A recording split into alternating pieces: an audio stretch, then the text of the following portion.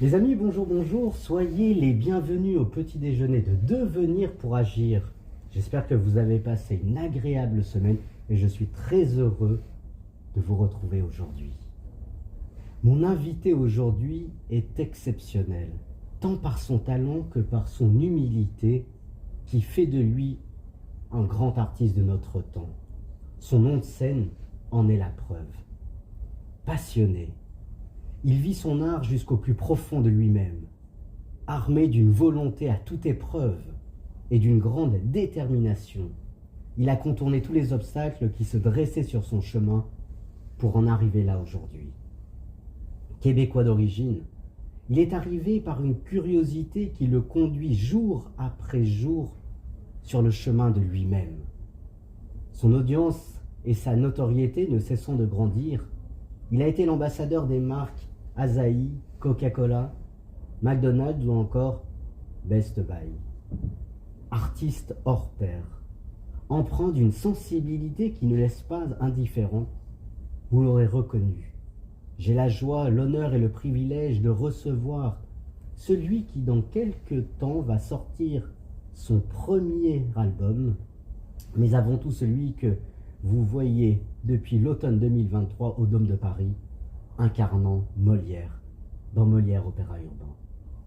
J'ai la joie, le plaisir de recevoir aujourd'hui Petit Homme. Waouh, c'était magnifique ça, merci. C'est un grand plaisir d'être là, Emmanuel, merci. Merci à toi, sois le bienvenu. Ah, je suis bien, on est bien servi, on est bien reçu, ça fait trop plaisir. Merci beaucoup Merci à toi. m'accorder de ton temps. Et je voudrais commencer par une citation de René de Chateaubriand. François-René de Chateaubriand, grand écrivain français.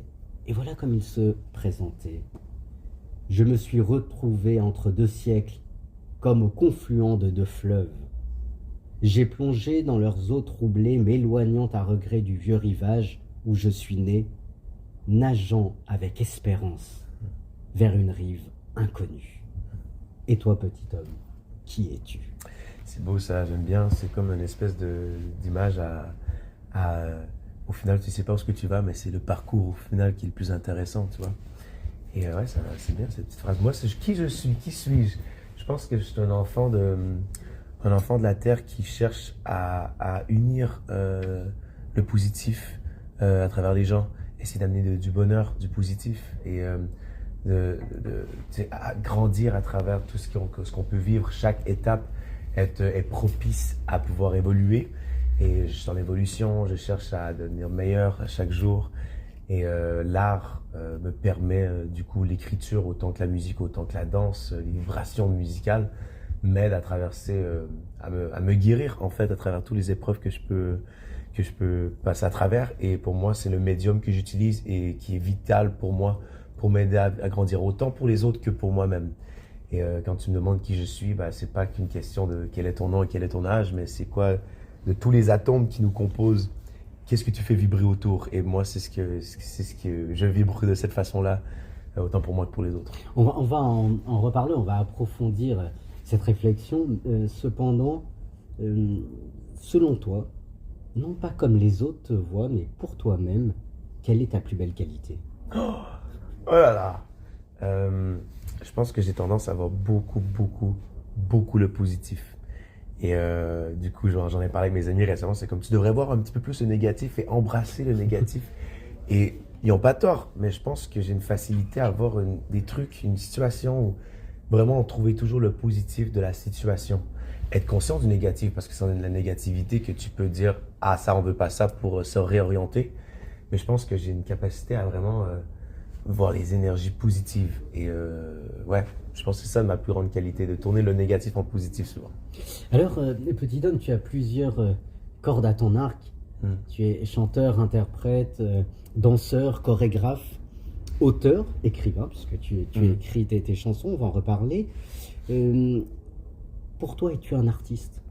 Oh oui, j'ai aucun doute. On dirait depuis que je suis né, en fait, j'ai c'est comme je dis, c'est vital de créer. Et je crois qu'au final, on est tous artistes à notre façon, pardon, mais il y a quelques gens qui ne le permettent pas ou qui ont peur de leur propre potentiel.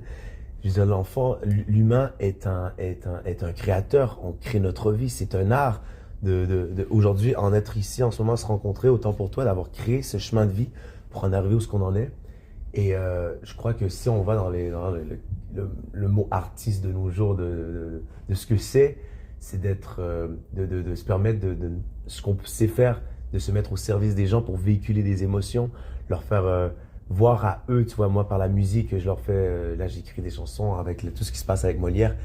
J'ai un public proche en ce moment parce qu'à chaque spectacle, on va les voir, on discute et ils peuvent me parler de comment ils se sentent quand ils écoutent mon album et de pouvoir avoir moi mon moment seul dans mon appartement à écrire des chansons et à parler de mes doutes, parler de comment je veux m'améliorer dans certains points de ma vie et de voir qu'à certains moments, il y a des gens qui me disent « Ah, cette chanson-là, je l'écoute et ça me fait tellement du bien. » Et là, du coup, je me sens moins seul et je trouve que l'artiste est là. Ma propre vision et mon propre but en tant qu'artiste, c'est d'être au service des gens pour les aider à véhiculer leurs propres émotions, leurs propres doutes, des fois qui ont du mal à prendre conscience. Et moi, je m'assois dans mon appartement, je fais face à mes doutes, je fais face à mes inquiétudes, je les écris, je les revis ou je les vis. Et ensuite, les gens peuvent, ça peut adoucir leur esprit parce qu'ils peuvent dire « Ah, c'est comme ça, je me sens ». Et pour moi, un artiste, c'est un peu ça, autant au service de soi-même pour guérir ses propres blessures, ou pas juste de blessures, mais aussi s'élever, mais autant être au service de la société. Un artiste de société, c'est un petit peu ça ma vision que j'ai, tu vois. Parce que beaucoup sont artistes, mais ne veulent pas l'accepter de l'être. Albert Camus souligne, beaucoup d'artistes sont comme ça, ils ne sont pas sûrs d'exister, même les plus grands. Petit homme, si tu n'es pas sûr, en tout cas si l'artiste n'est pas sûr d'exister, l'artiste n'est-il pas celui avant tout qui fait exister l'autre? Ouf, c'est magnifique. Je crois qu'avant même d'être un artiste, on est tous des humains, tu vois, c'est plus grand qu'être un artiste. L'artiste, c'est le créateur, c'est les énergies, c'est, quand je pourrais dire, c'est bien ce que tu dis, j'aime beaucoup. C'est Camus. Ouais, c'est très, très, très, très fort. Je pense que l'un vient avec l'autre. Sans l'autre, il n'y a pas soi. Sans soi, il n'y a pas l'autre. Il y a personne, il n'y a jamais eu une personne sur Terre au final, tu vois. Donc je pense qu'on est tous au service de l'un l'autre. Et je pense que autant pour moi, des architectes, ça reste des créateurs. Sans eux, on n'aurait pas de building, on n'aurait pas cette table, on n'aurait pas tout ça. Ça reste des artistes et on est tous au service l'un de l'autre. Et ça, faut pas l'oublier. Ça, pour moi, c'est primordial. Je veux dire, au final, les auditeurs sont autant au service de ceux qui m'écoutent, autant je suis au service à eux. Donc, je pense vraiment que c'est un échange, en fait. Il n'y a pas de juste milieu. C'est une balance pour moi. Qui est l'autre pour toi? Là, pour le coup, c'est une bonne question parce que moi qui viens du Canada, là, je suis en mode, je réapprends beaucoup de trucs en arrivant en France. La culture, choc culturel, c'est un truc très différent. Ça reste oui, on parle français, mais tous les codes sociaux sont hyper différents. Et l'autre, en ce moment, je le redécouvre. Parce qu'au Québec, j'avais cette espèce de confort que je développais. Je suis né là-bas, j'avais un certain public.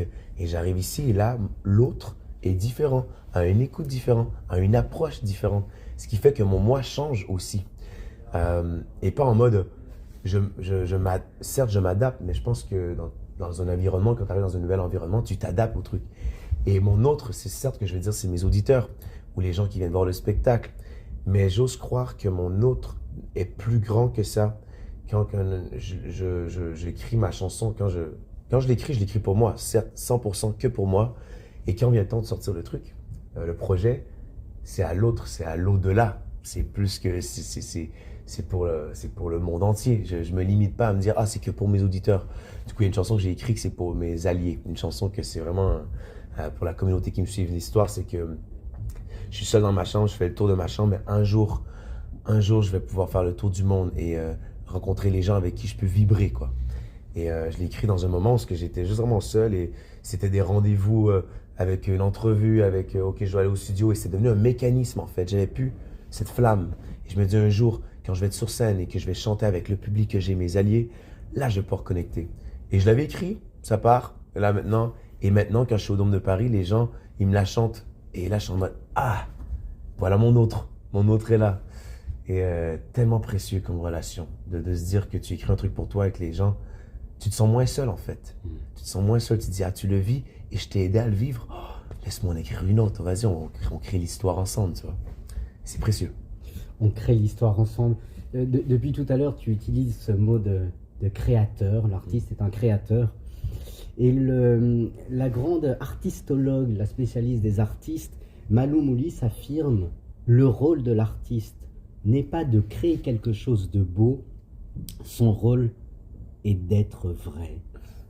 Quelle est pour toi, selon toi, petit homme, cette nouvelle et cette plus grande fonction de l'artiste, c'est d'être vrai? Que veut dire être vrai en étant artiste?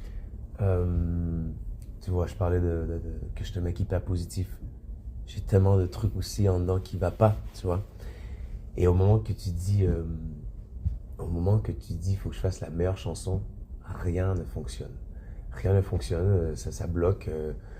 Tu l'écris pas pour toi, tu l'écris pour les autres. Et être vrai, c'est de le faire pour soi.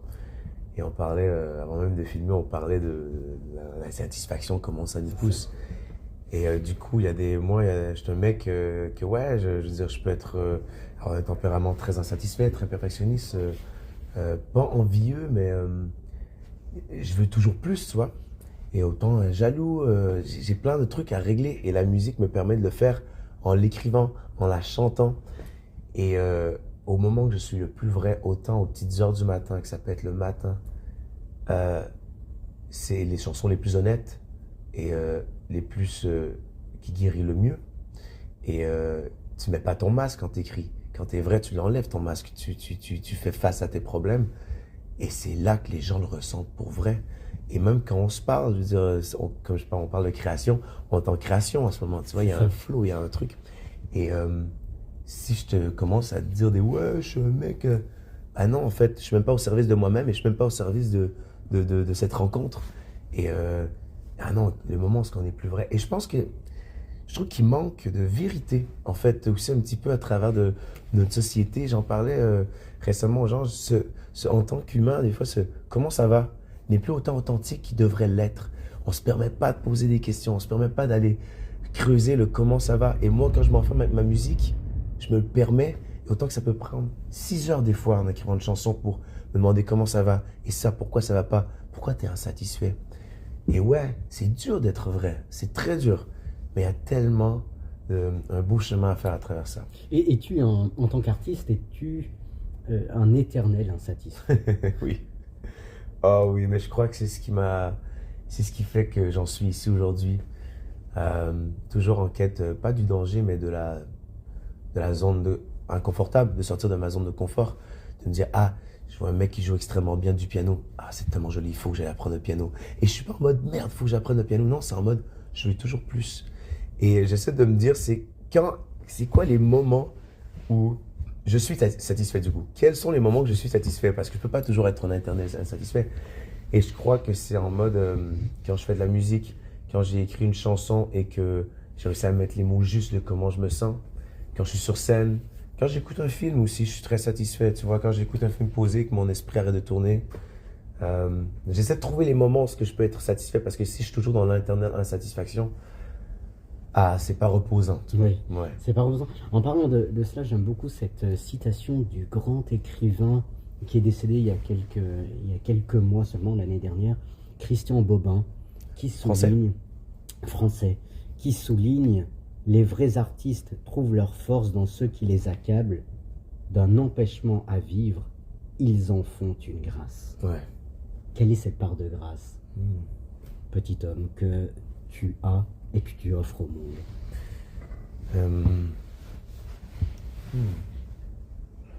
Moi, je rêve d'union. Depuis le début, je rêve d'union. Je rêve d'un monde sans guerre, d'apprendre à se parler, à mieux s'aimer et s'aider. Et attends, j'aime bien que tu me relis les mots. C'est très fort. Les vrais artistes trouvent leur force dans ceux qui les accablent. D'un empêchement à vivre, ils en font une grâce. Ah là là, ouais. Bah, c'est déchirant des fois être un artiste. Tu vois, il faut aller creuser au truc. Et je pense que c'est même pas l'envie de se déchirer pour le faire. J'ai vraiment l'impression que des fois, c'est vital d'aller écrire et après, ça se transforme en grâce. Mais le moment où j'ai écrit Je peux avoir des petites vagues de négativité en moi et j'en pleure, ça me déchire. Et des fois, je sais pas quoi en faire et je m'installe à mon piano et ça sort tout seul. Et là, je me dis, ah, la grâce, c'est sorti. Il fallait que ça sorte. Il y a des chansons, des fois, que j'écrive, avant de les écrire, je pleure pendant 2 jours. Tu sais pas pourquoi tu pleures.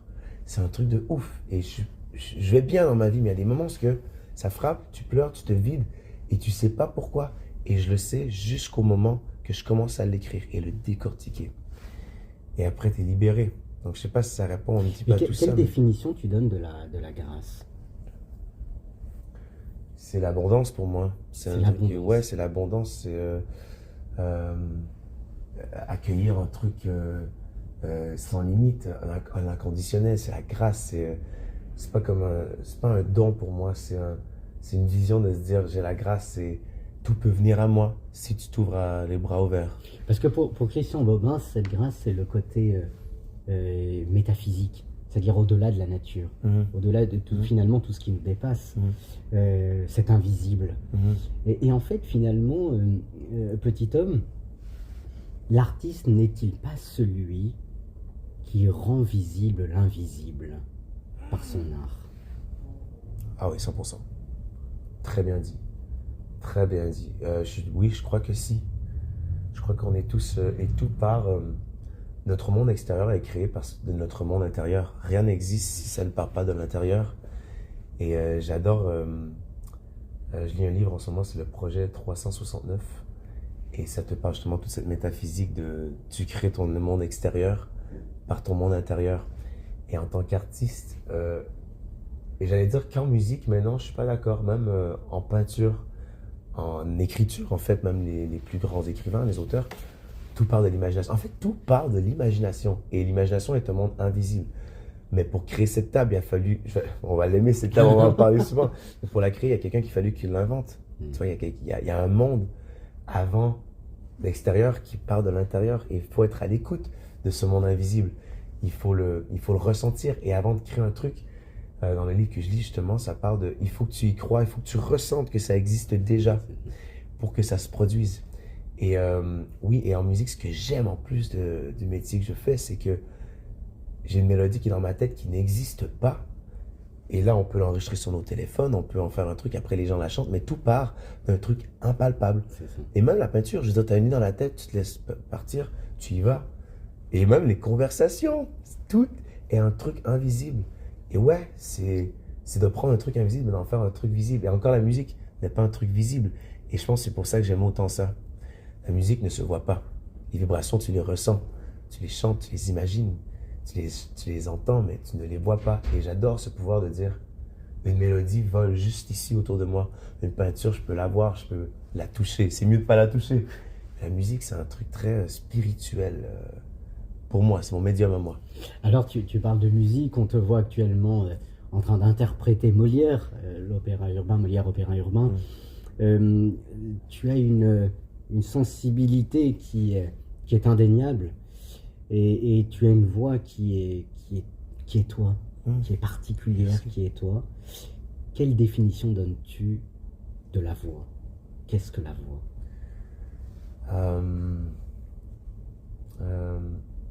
Je vais commencer par dire, juste pour un petit chemin, moi j'ai commencé en tant que danseur. Je m'exprimais par mon corps. Ça a été pour moi, c'était mélanger le sport et danse acrobatique, le breakdance et tout. Et moi, c'était le fun qui me faisait vibrer. C'était la danse, le corps sur la musique et le sport. Et trouver cette union, j'ai fait, oh, donc je peux faire du sport en étant émotif sur la musique. Et je n'utilisais pas ma voix au début. C'est vraiment en mode très abstrait. Comment tu dis un message en étant que avec ton corps, ce qui est très puissant. Comment je peux montrer que j'ai de la tristesse avec mon corps. Donc ça a été mon adolescence, ça a été que de la danse. La musique, le chant, l'écriture, c'est arrivé vers l'âge de 16 ans. Et plus tard, je me suis vraiment mis à chanter plus tard quand j'ai eu une grosse blessure crânienne. Parce que j'avais essayé un salto et je m'étais fracturé 3 os crâniens. Et là, du coup, je ne pouvais pas danser. Je ne pouvais pas, il y avait trop de sang dans le cerveau, c'est dangereux.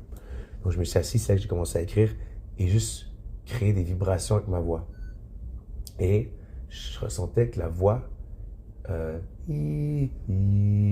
Ça crée des résonances. Ça crée des atomes qui se frottent et des émotions. Et j'ai trouvé un pouvoir extra fort sur la voix. Et le chant grégorien, je me suis mis en écouter cette spiritualité qui t'élève en fait. Et quand que la voix, pour moi, tu peux mettre des mots sur comment tu te sens et les crier mélodiquement avec une certaine mélodie. Il y a un pouvoir de message qui passe. Je pense à Dieu, aussi simple que Bob Marley en fait, lui qui était dans une guerre et que sa voix unissait les chefs politiques. C'est hyper puissant en mélodie, et je trouve que c'est un pouvoir, tout le monde utilise sa voix, hein, d'une façon privilégiée, je veux dire, pas tout le monde, mais ce que je veux dire, il y a un énorme pouvoir, et de l'utiliser en musique, en émotion, je trouve qu'elle prend encore plus de pouvoir. Et ouais, je pense à du Bob Marley, je pense à du James Brown avec sa voix aussi folle. Ouais, je sais pas. Ouais.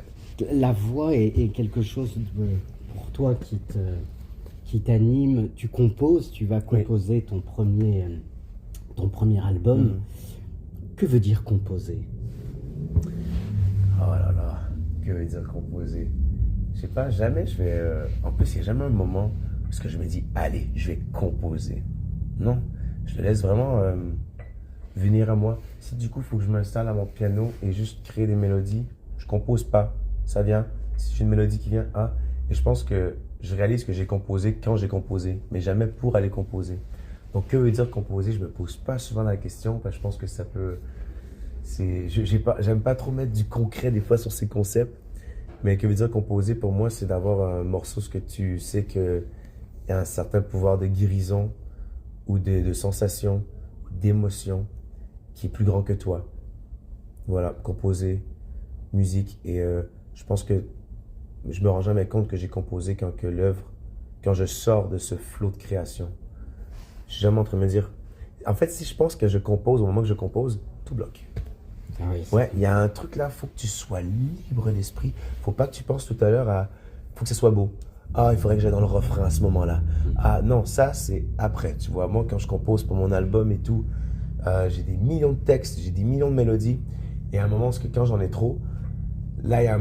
Ok, alors là je me contredis, ça veut dire. Parce qu'il y a des moments, parce que là si j'ai plein de trucs, là je me dis, je vais aller composer la structure de la chanson pour que ça fasse du sens. Mais au moment qu'une chanson naît, où j'ai des idées, je ne compose pas. C'est du feeling, c'est du ressenti, ça sort. Et à un moment, par contre, pour créer un certain sens et comment réajuster cette chanson pour avoir un sens, c'est une meilleure montée dans la chanson, autant en émotion, dépendant de ce que tu veux faire. Là, il y a un moment où je vais aller composer, genre mettre en physique un peu plus ce que j'ai en tête. Mais il y a tellement de processus autant qu'une chanson qui peut naître telle qu'elle est, sans avoir à la retravailler, quoi. C'est un beau concept, la composition. Il n'y a pas de composition de chansons sans mots. Quelle est la force d'un mot, du mot, dans une chanson? Et qu'est-ce qu'un mot pour Ouais, le choix des mots. Ouais. Et tu vois, juste d'en arriver en France, c'est une autre façon de parler. Là, je ne sais même pas si je parle québécois ou je parle français. Je dois avoir les deux en ce moment. Mais c'est fort. Et j'arrive ici, il y a des nouveaux mots que j'apprends parce que c'est la référence, c'est la même langue, mais c'est pas le même langage du tout. Et en musique, des fois, je me dis ça vaut la peine d'utiliser la répétition.